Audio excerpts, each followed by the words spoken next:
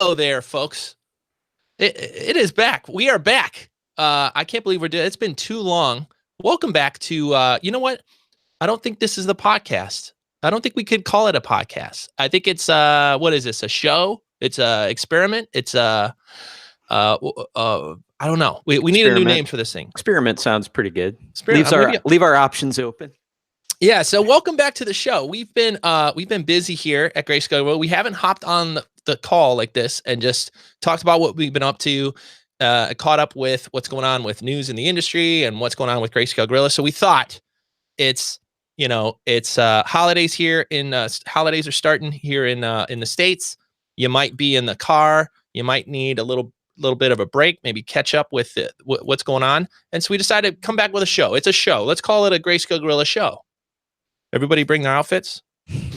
Yeah, it's under my desk. You're supposed to have outfits. All right, we'll get outfits for next week. Hope you're doing well out there in motion graphics 3D land. We have been busy over here at Greyscalegorilla. I thought we could catch up with what the heck's going on and also what's coming up here with the holidays starting and into the end of 2018. But Chris, let's start with you, man. What have you been up to? Oh man, are we jumping sequentially, or are we just going to kind of hop around here? Because I got a whole list of things since the last time we spoke. We haven't done a show since April. We just looked it up. April. So a lot has gone on. I think it was just after NAB. I know we went to SIGGRAPH. We all did our presentation at SIGGRAPH. If you've ever wanted to see all three of us on stage at once trying to do a presentation, go watch our SIGGRAPH presentation. Yeah, it was very fun. The three of us fighting over two microphones. That was fun. Yeah. That was awesome. Awesome to be there at the show. And thanks to everybody that came up and said hi. We always enjoy seeing everybody. Yeah, I don't know. What's the biggest thing in your head in the last, few months here that we haven't been able to talk about as much on the podcast / show? Well, we can plow through a couple of quick ones. Soon after that last podcast, I got my PC and started using that full time. So that's been really fun. And Chad's the one who's got the details on that. So that's been fun. And it's pretty seamless because I was already using a PC for gaming stuff and then just in general. But that was pretty cool. And then, like you said, we did SIGGRAPH, which was awesome. And at SIGGRAPH, of course, R20 was announced, and that was super fun. Oh my God, yes. I completely forgot about R20. Dude, R20, yeah. Don't forget. Oh, there's so many things. Huge thing where we got the fields and we got volumes and the new node-based materials and the alembic baking and the CAD importing. It's a really, really fun version of Cinema 4D. It's one of my favorite ones in years. Yeah, I should say that Chris came out with an amazing video on our YouTube channel that goes through most of the new features in R20. If you haven't seen that, it's like one of the most entertaining pieces of video I've watched of Chris, like getting super excited. It's like one of my favorite. It's like, to me, it's Chris's Christmas morning when a new version of Cinema 4D comes out and he gets to like show it off. So if you haven't seen that video, it's very, very awesome. Definitely Chris is there in his pajamas playing around with R20 with my hair's all poofy from waking with like up. Candles going in the background and like eggnog. It's an awesome new release. There's a couple gotchas. We also have a video on plugins. It's in how all new plugins have to be made for R20. So if you haven't checked out that video, yeah, if I can pause you right there, I want to throw this out there since we're doing a little podcast show here. It's really important for everybody to know. I've seen a lot of people complaining about the fact that R20 broke plugins. This is a little bit of a thing that's been bugging me lately. Yes, R20 broke all compiled plugins. That's true. But almost every other piece of software breaks all plugins every version. And the team at Maxon, the programmers at Maxon, have tried really, really hard for years and years and years to make it so that nothing broke. And they've been putting it off, really trying really hard not to break things. But eventually they're going to have to break everything. And they're like, okay, boom, we're going to pull the Band-Aid off. This is a big version. I don't think everything broke since like R12 or R13. It's been forever since everything broke. So everybody who's like, oh, this is ridiculous. It's like, no, we have it better than anybody else does. And it's so great that they've been able to do that. But yes, in R20, you have to go and get new compiles of all of your software. And at this point, it's almost guaranteed that everybody has got them updated. I think X Particles was one of the big holdouts, and that's because they're adding a bunch of cool new features. Yeah, at this point, there's still some of everyone's like favorite old plugins that just have never been updated for 10 years. are finally broken, and I think there's definitely like a mourning, there's Yeah. a little bit of a mourning situation of like, oh, I wanted to use that plugin forever, but yeah, for the most part, I think that's a good way to put it, Chris. Like we've had it really good for 10 years. Even in fact, our install instructions for years on our plugins were like, take everything from your old plugins folder and put it in your new one, and you're all set to go. And this is like literally the first year you have to do that. So if you're out there and maybe not updating to R20 because of that reason, definitely wait it out, write down all the plugins you use every day and really see what you're missing. And by the way, if you are looking at upgrading, Chris and the team did an amazing job in not only getting all of our plugins updated and ready for R20, they're all set to go, but also installers as well. We have installers.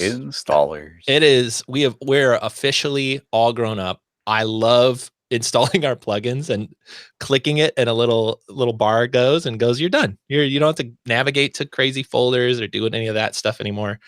It is just installed. So if you haven't gone and updated your plugins recently, definitely check that out. And gosh, it's been so long. We even have a new like updated interface when you log into your customer account to make it easier to find stuff, to download stuff, and everything. So there's a reason we haven't put one of these shows out in a while. We have been so busy over here making new plugins, coming out with some new training that we could probably talk about. In fact, the R20 training. Definitely go watch Chris's video.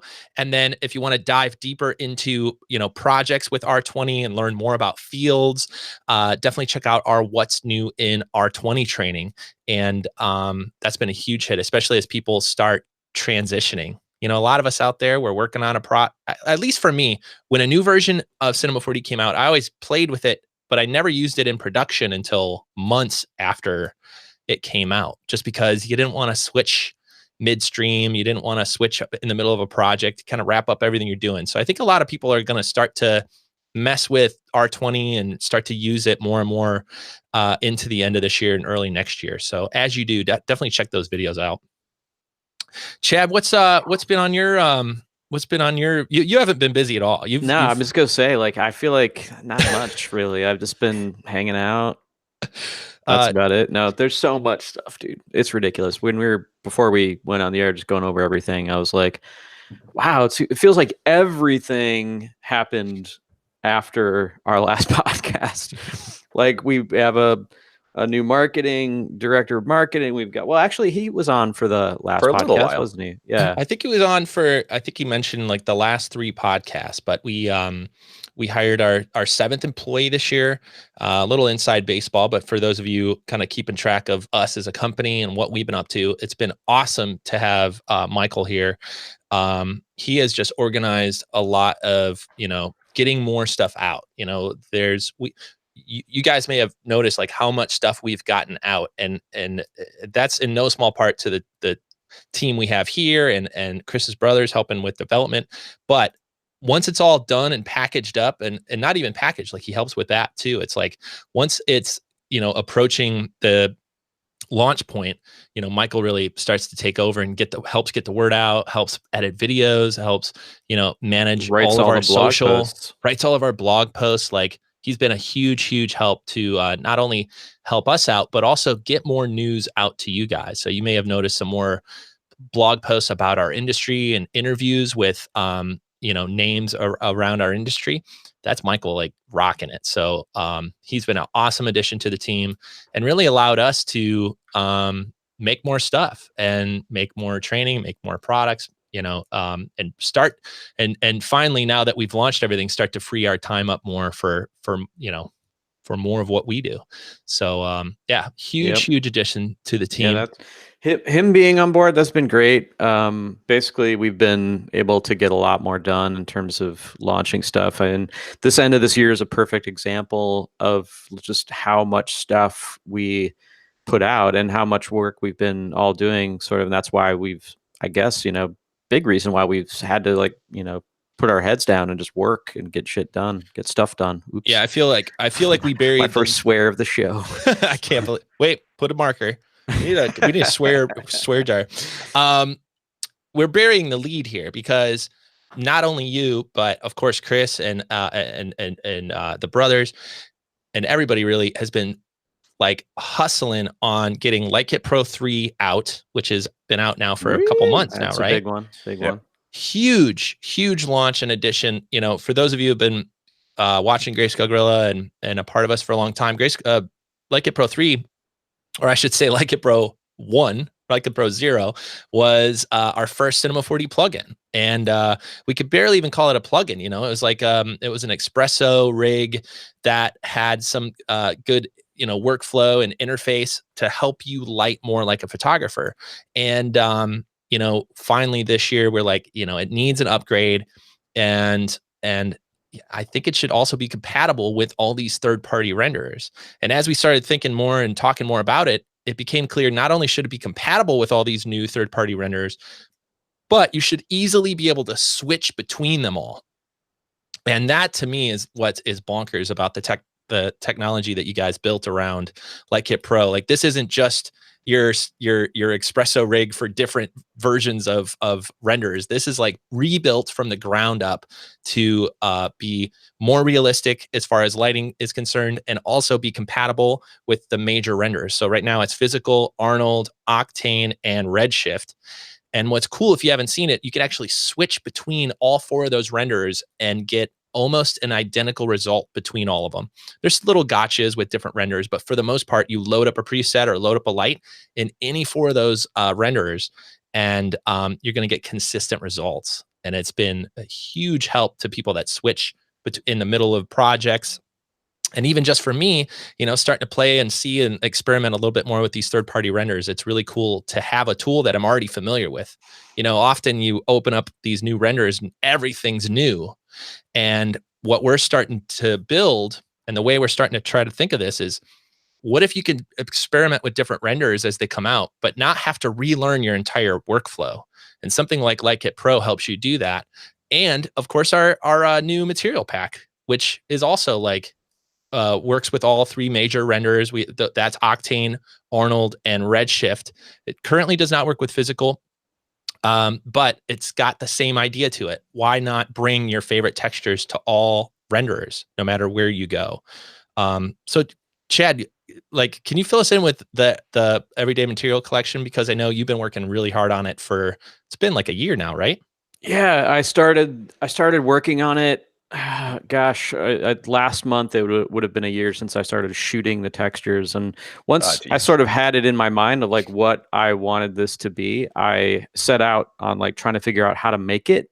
And just so for those of you out there that aren't familiar with what we're talking about, we just released a gigantic new material collection called the Everyday Material Collection.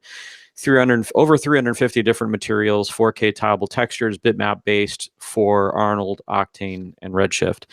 And I'm super proud of them. I've been working on them a long time, as I said. So got a camera, got the Sony a7R II, because that thing shoots ridiculously large resolution images, and went on a texture safari hunt in Milwaukee, Wisconsin with a friend of mine. Drove me around Milwaukee for 2 days, just shooting textures of everything I could find.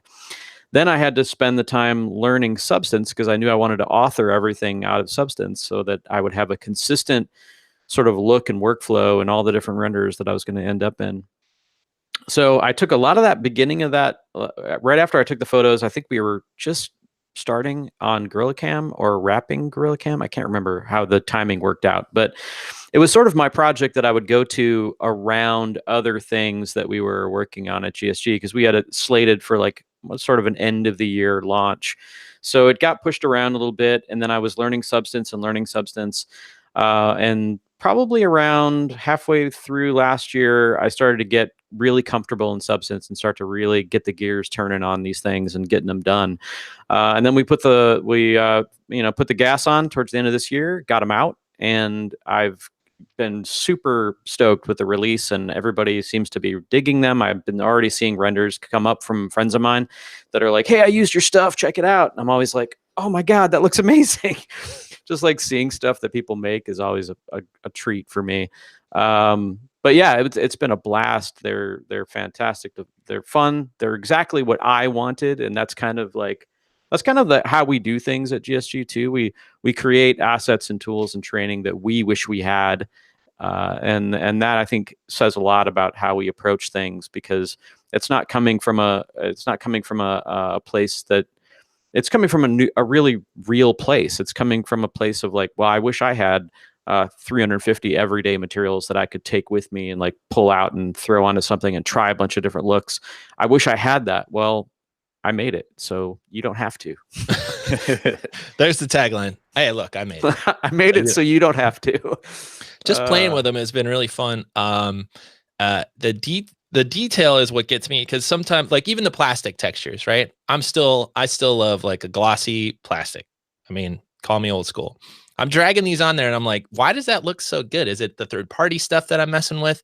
Or like, is there some magic? So I zoom in on these materials and they all have, or most of them have, these like subtle scratches and little like, like thumbprints or like little things on them that make them realistic, just like actual objects. And having those imperfections is always something that helps the look of it, but it's always so complicated and like manual to add it. You had to like add a texture on top of your existing.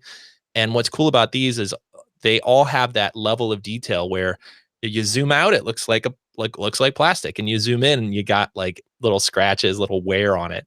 And of course you could tone it down, whatever, but the fact that it's there by default instantly makes things look real. You're like, oh, perfect.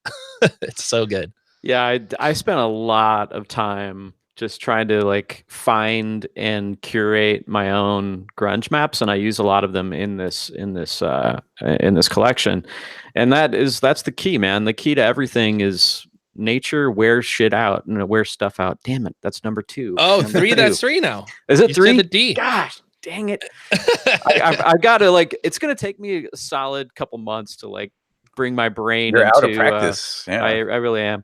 You've been off camera for so long. It's I know, you got to get them all out at once. I know, and like it's funny how like my kids are older now, so I don't censor myself as much as I used to. So maybe some of that's coming out too. Yeah. Anyway, I forget what I was saying. I got completely thrown off track by my that's own right. profanity. We have so much to catch up with. I wanted to actually pitch it to Chris to talk about a little bit more about R20. To me, R20 has been one of the biggest releases in a long time from Maxon, and it even kind of like caught us off guard, like how much new stuff is in it, how much is you're capable of like new things you're able to do, like with the volumes and all that stuff. So I thought, I'll just kind of throw it to you, Chris. Like, what if for people that have been so busy, maybe like us, and heads down working on projects, catch them up a little bit on R20 and some of the new stuff that's in there. Sure. Oh man, there is so much, and you are right. It did kind of catch us off guard. Where there's several major features in it, and you could pull them out, it would still be a big release.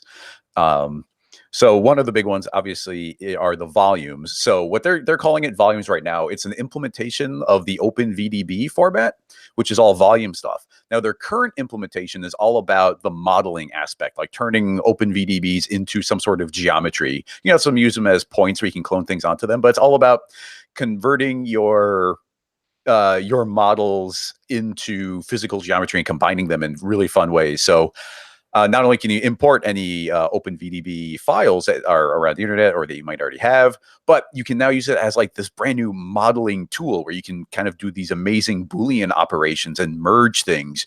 You can now visualize with geometry clouds of 3D noise and combine them in different ways. You can man, I've been playing with this the last couple of days for some presentations I'm going to be giving, and it's just, there's so many fun ways of combining it, and that's just the OpenVDB. Then you jump over to the fields is, to me, the biggest one.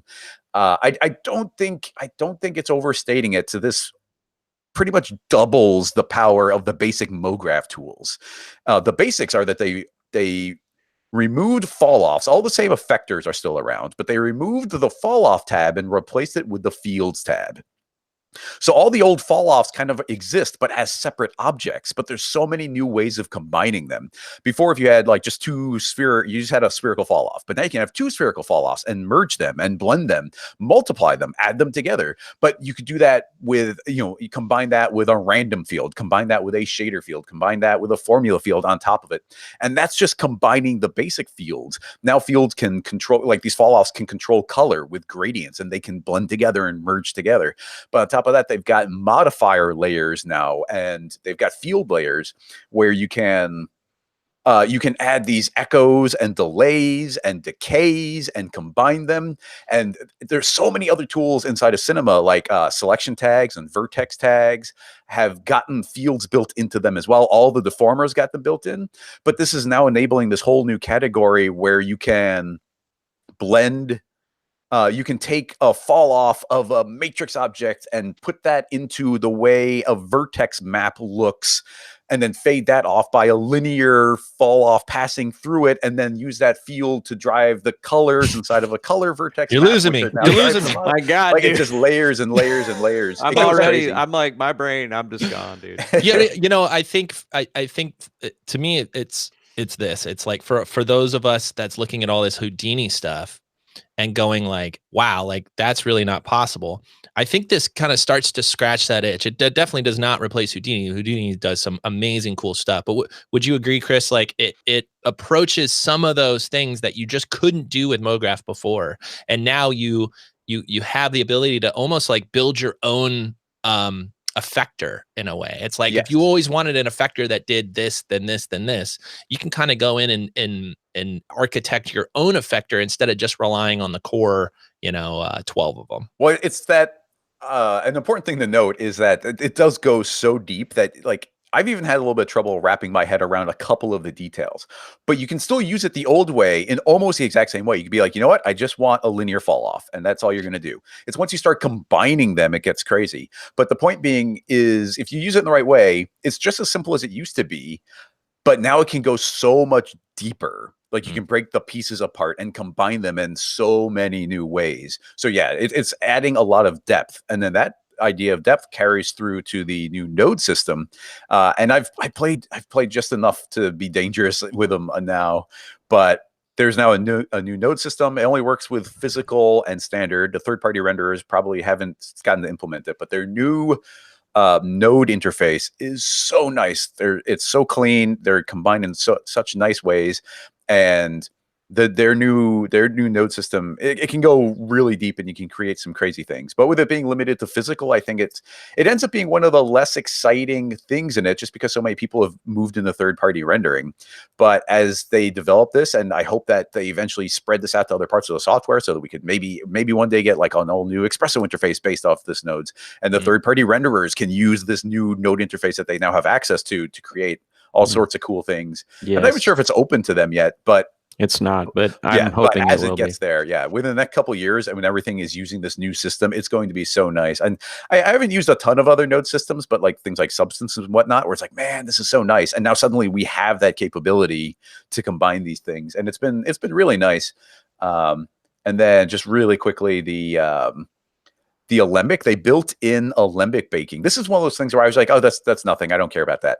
But they built in the ability to just right click on any object, any model, any animation, any cloner, anything you've got animating. You can right click and say, you know what, bake that to Alembic. And it just quickly calculates through and then turns into a model that will run so fast. And you can kind of delete your original, or you can turn off your original and have this Alembic reference. And with it just being, I mean, it's in a way, it's a workflow you could have before manually exported your scene and then re-imported the Alembic, but now with the ability to right click and just bake it out and retime things and speed it up and make so many clones of it, it's really completely changed it. That little tweak has made it so I think of it completely differently. So the baking system at Cinema now is incredible, and that goes and combines with the new multi-instancing inside of things like cloners and instances, where they've got an entirely new instancing model inside of cloners, where you can create like tens of thousands of clones of something animated and still be getting some good feedback in your viewport.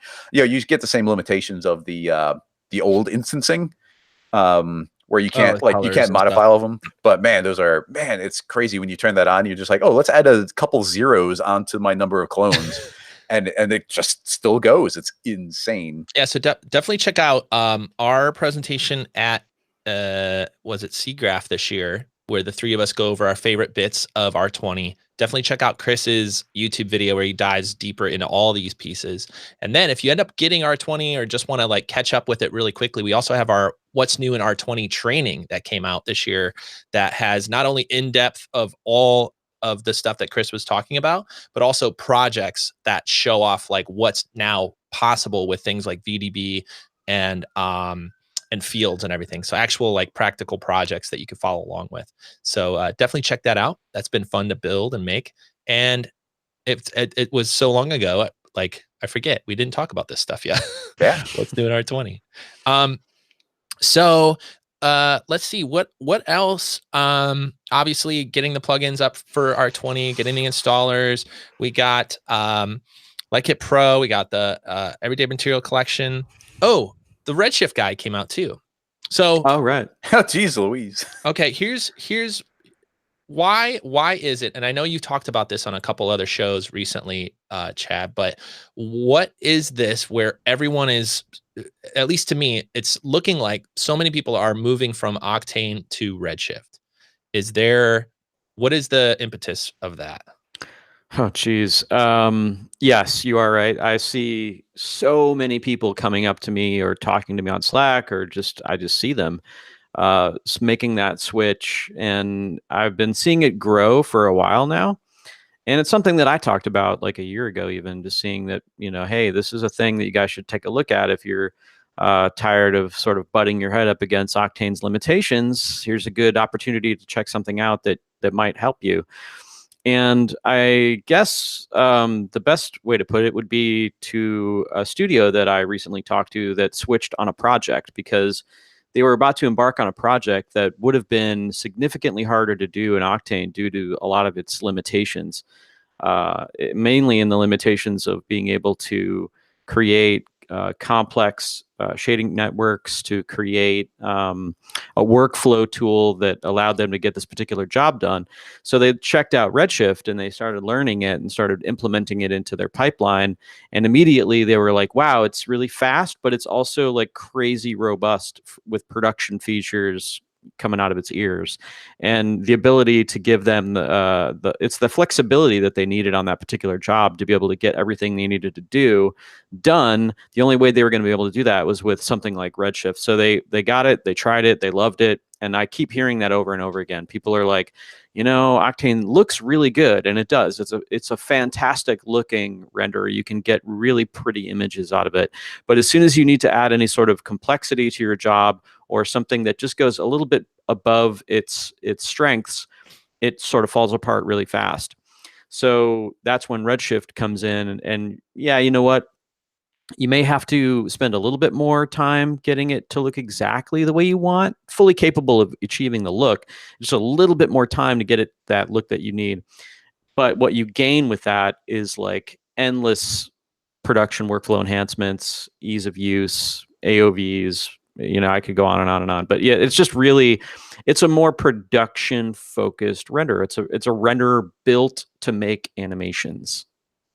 Yeah, that's how I've always seen Octane, which is it's easy to use, it's fast to use, it looks good, kind of without futzing with too much stuff.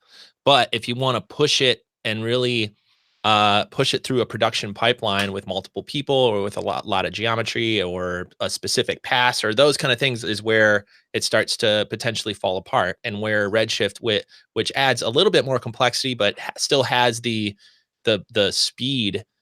Definitely the speed, as far as what I've been seeing, of something like Octane.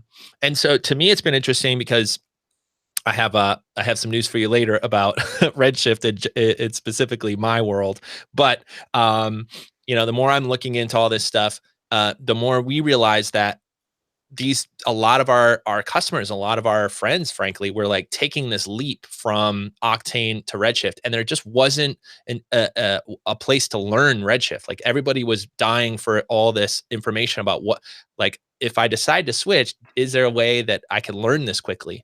And so we started to kind of brainstorm and put together the Grayscale Gorilla's Guide to Redshift, specifically for those of you out there that wanted a way to like really dive in deep and learn this new renderer. And what's fun is it comes from a place not of like starting from scratch on how renderers work. It assumes that you've used other renderers before and says, okay, here's what you need to know about this new stuff. So that to me has been really exciting to put in the store, specifically for people that are switching to Redshift. They want to really dive in. They're tired of Octane falling apart on them, and they want to jump in. So can you fill us in with a little bit more of what's included with the Grayscale Gorilla's Guide to Redshift? Yeah, because I think I'm about to watch it. I'm ready. Well, it's there for you. I think you have access to it. So yeah, we started, thinking about teaching Redshift in a comprehensive way, very similar to how our Grayscale Gorilla's Guide to X Particles went. We have a full index section, and I team up with Trevor Kerr, who's a TD at Man vs. Machine in Los Angeles, and he and I kind of bring you through Redshift. He kind of does all of the index videos. If you're not familiar with what that is one of the unique factors of our XP training is that we have this index section where in that one, John Bosley walks you through all the different aspects and different little buttons and what everything does in X Particles. Well, Trevor does that for you for Redshift. So he takes you through the bump node. He takes you through the texture map node, the camera settings. Everything is sort of explained to you in little bite-sized chunks that you can consume at your will. And then he goes through a couple of his own projects where you get to see how he approaches things using Redshift and see what sort of tricks he does and how he manipulates things. And then there's my section, which is just totally crazy amount of videos where I walk you through not through just a part of my process, but my entire process. I recently did a client job for one of my reoccurring clients is a brewery. Actually, it's a design firm that does the labels for this brewery in New York. And I've done their product renders for a couple of years now. And so they reached out to me with a new product, a new beer that they were coming out with, and asked if I would do the label and do all the product renders and the Instagram animation. And I said, yes, can I document my entire process and share it with everybody? Sure, why not? Okay, so I recorded my entire process of going through this job, everything from setting up my project folder to compositing it in I think I used actually Fusion and Photoshop. But yeah, so there's that. So there's just so much information in that product. I highly recommend anybody that's learning Redshift or even already knows it and wants to just see how other people are using it. It's always good to do. Yeah, it's kind of the missing manual and plus projects plus Chad like going through an entire project. I forgot that was in there actually, because you include like client changes and everything, like how you set all that stuff up. Yeah, I didn't hold back. It's kind of it's sort of it was an experiment really to see how that would work in a training setting. And I was sort of, like you guys know, I was sort of nervous about it, and I shared it with, I forget who I shared it with. I mean, it might have been Patrick Goski. And I was like, hey, I recorded this training. I think it could be okay. Like, what do you think? And as soon as he watched me setting up a project folder and talking about getting stuff out to a client and dealing with changes, he was like, yes, this is amazing. Nobody's talking about this. And I'm like, okay, like, let's do it. So yeah, that's kind of one of the things that came around. Yeah, that's kind of true for so much of what we've been up to, like we said before, we kind of took a break from the podcast, took a break from a lot of stuff really to take a step back and do two things. One, finish up and build a lot of what we talked about today, all these plugins, training, assets that's been on our plate, and we finally wanted to get it out to you guys. Well, so many people have been asking about New Like It Pro, about the materials that Chad's been working on and teasing for over a year, like when's all this coming out? And of course Redshift, which we see more and more people going to. But it's also to kind of, take a step back and understand where our customers are, where the people that would listen to this show and watch our YouTube videos and are getting work done day to day, like what problems they're having. Because we all know everything's changed so much for the motion designer in the last 5 years or so, with all these third-party renderers, new stuff, new ones coming out every day. This move to away from Mac as a primary place where Cinema 4D, that's huge. That's a huge thing that we're going to start to tackle here even more and more at Greyscalegorilla. In fact, we probably don't have time this week to talk about it, but it is official. I am getting my PC, and I need your help. It's official. I have Trojan horsed Greyscalegorilla. Chad came in and said, "Look, Chris." You started with Chris. It was a little bit easier of a push because Chris was like, "I know I've played with PCs," and then got him on the killer machine. And then now I'm sitting there looking at you guys. In fact, we were over at Chris's house, and Chad gave me a really quick Redshift demo, and I was like, that's how that works. Like, he fired up Like It Pro, dragged some textures into it, hit render, and I was like, that looks beautiful. And it took 20 seconds. You know how long that would take in physical? It'd be like a 4-hour render with depth of field and that type of stuff. And I was like, I don't care if I have to learn like what machine it comes on. I don't care if I have to work on an Abacus. Whatever makes that process happen is what I need. And so after stressing out a lot about it, we decided Nick's getting a PC and I'm moving into this third-party world. So I mostly wanted to share that with, I know you guys have been hearing a little bit behind the scenes about it, but I wanted to really share this with the audience out there because the goal is for me to capture my entire process of getting a PC and all the mistakes and all the good stuff and all the fun and the bad. I'm going to try to record as much as possible so that if you are planning on going through this process as well, which I have a feeling more and more people are doing, that there's a guide there that you could watch and see, maybe how not to make the same mistakes I plan on making. Not on purpose, but I know I'll be hitting the wrong buttons quite a few times here with this Windows machine. So anyway, stay tuned for that. We have plenty of videos coming out for that, but it's mostly too why I'm excited to start to learn more about Redshift. And I'm gonna have to ask you guys some questions if you don't mind. So it's all good, man. I'm just glad that you guys. I'm just stoked that you're using these tools. I think they're great. I can't wait to share it with you guys. Yeah, and it's pretty clear, from talking to our customers and talking to you out there that are listening to this, that this is the general way it's going as well. Like I think if you're like me, you wanted to try to wait out for the new Mac and hope that this new Mac Pro comes out soon, and then they announce it, it's still not out. There's that the iMac Pro is kind of a half measure. It's a very fast machine, but of course it doesn't do the GPU stuff that everyone's looking into. So you know what? We're gonna do it. It's been too long. I'm ready to jump into this process and hopefully share more in a future show and some videos coming up soon. So I'm extra excited about that. I'm definitely going to watch the Redshift guide. And also Chad has a killer video about like your first step into Redshift. If you haven't checked that out, that's over on our YouTube channel as well. Yeah, I'll leave it at that because I know we have a lot of stuff planned around this PC and third-party rendering and all that.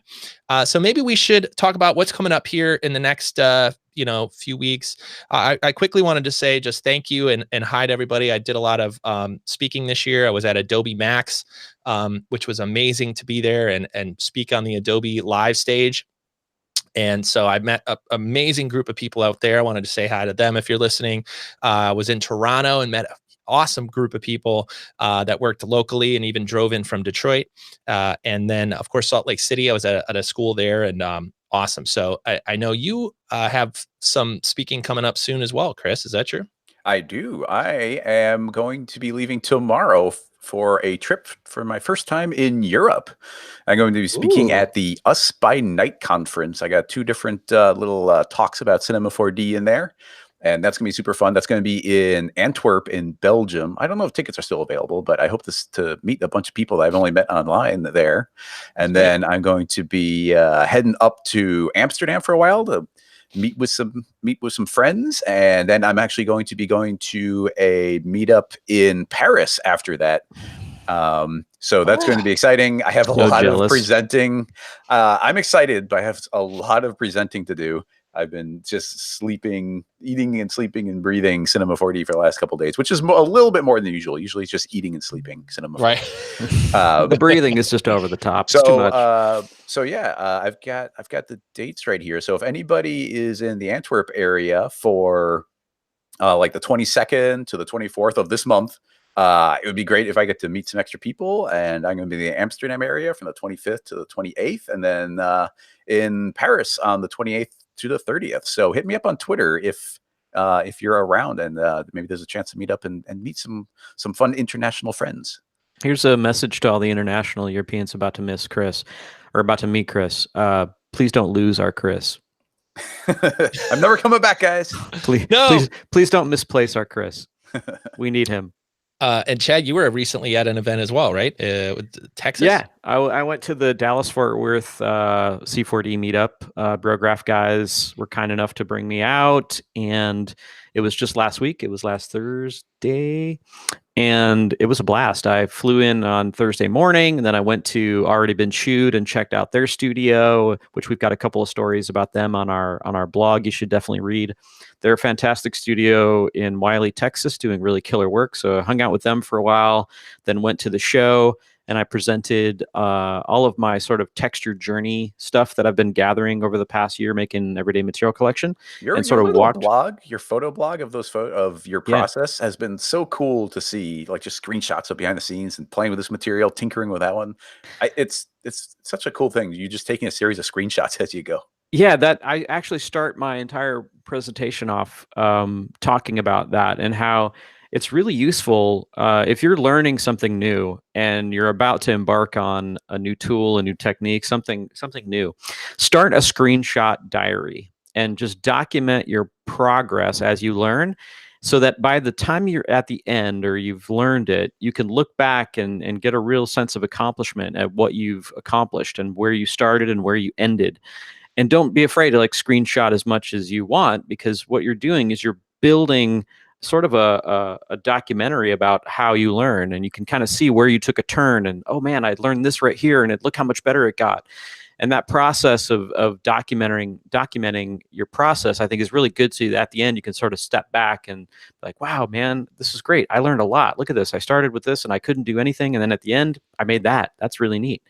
So yeah, I was telling people, like, start doing those because it's really fun. It's a really great way to share your journey on learning, which I think is fantastic. And it's inspirational, makes you want to learn something else new and fill up a new diary and make that happen. So yeah, that's awesome. Well, into the end of the year, I think we'll try to do more of these shows. Like I said at the beginning, it's tough right now to promise every week. But I think I have a feeling too, this will end up on our podcast feed, even though it's not like an official podcast. So if you're listening to this, thank you, by the way, for staying subscribed. And hopefully we surprised you with a little bit of catch up of what's been going on here at Greyscalegorilla. And yeah, I think we should try to do a few more of these, and definitely not wait 8 months or whatever it's been. It's been too long. It's always nice to catch up with you guys, especially that we all work in different parts of the country at this point. And it's always nice to talk to you guys and see, just kind of catch up and talk about what's new in the industry as well. So hopefully more are coming soon. I'm going to get this PC, and then I'm going to have a million questions. So maybe I have a whole, I may have to bug you guys for exactly all like screenshots. Like, I don't even know how I'm going to take a screenshot on this thing. We got videos for that. Yeah, well, that's right. We already have that. So with that, I'll just say thank you all for being a part of Greyscalegorilla and checking this out. If you stayed with us the entire episode here, you guys are the real hardcore fans, so I appreciate it. And we're gonna try to get out at least one or two more of these before the end of the year. And yeah, happy holidays to you all. And I'm trying to think, hey, if you're watching this on YouTube, or if you're listening to this in the car or whatever, and you have recommendations for me, and you've gone through the PC switch recently, and you're like, if only I had one piece of advice for you, Nick, and it's this, please drop it in the comments, because I'm a little terrified of this thing. and I need all the help I could get. So I'm very excited to do it, and I'm excited to be back on the call with you guys. Thanks for your time, and thank you for your time out there in listening world. Thank you for hanging out with us here at the Greyscalegorilla Show. That's a new name. The Greyscalegorilla Experience. There you go. It's the 8D Greyscalegorilla Experience. Is that right? Sure. All right, let's go with it. Copyright that. Thanks for watching, everybody. We'll see you soon. And happy holidays from all of us here at Greyscalegorilla. Happy rendering. Bye-bye. Bye, everybody. Bye, everybody.